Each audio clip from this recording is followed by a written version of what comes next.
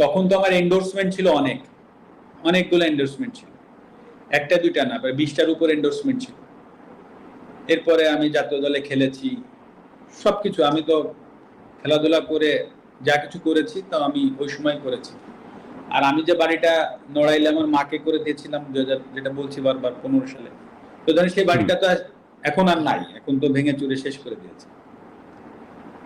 তো অনেকেই বলেছে যে বাড়িটার আসলে এখন তুমি চাইলে, বা আমার বাবাকে বলেছে যে আপনি একটা মামলা করে রাখতে পারেন, কে বা কারা, অনেক ভিডিও টিডিও তো আছে, দেখেছি। আমি বলেছি যে না, আমি আমার বাবাকেও বলে দিয়েছি যে এটার কোনো বিচার বর্তমান সরকার বা যারাই আসুক বা যারাই থাকুক বা আসুক, হ্যাঁ, তাদের কাছে আমি এটা নিয়ে কোনো বিচার চাইব না।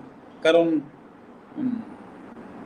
এটা আমার কাছে মনে হচ্ছে যে আসলে এই বাড়িটা তো আসলে যশোর থেকে এসে বা খুলনা থেকে এসে বা ঢাকা থেকে যে কেউ ভাঙেনি।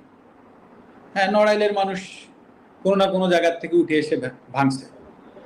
তো আসলে আমি নড়াইলের মানুষের বিরুদ্ধে আর বিচার চাইবো না। তো যেটা হয়ে গেছে তো ওটা আমি একসেপ্ট করে নিচ্ছি। হয়তো বা আমার কাছে আমি এভাবে একসেপ্ট করে নিচ্ছি যে হয়তো বা আমার কোনো ভুল ছিল, আমি কোনো ভুল করেছি, হয়তো বা তার জন্য ওনারা হয়তো বা এসে ওটা করেছে।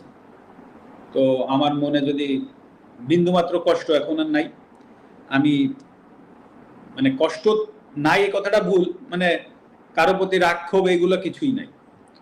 তো আমিও আশা করব নড়াইলবাসীর প্রতি যে আমার কোনো ভুলে বা কোনো জায়গায় যদি কষ্ট হতে থাকে, তো আশা করি তারা তো একটা স্টেপ নিয়েছে, তারাও আমাকে এই জায়গা থেকে ক্ষমা করবে, এটাই আমি আশা করি, এর বেশি কিছু না। কিন্তু আমি কখনো এই বাড়ি নিয়ে আসলে সালিশ বিচার এগুলো চাইবো না।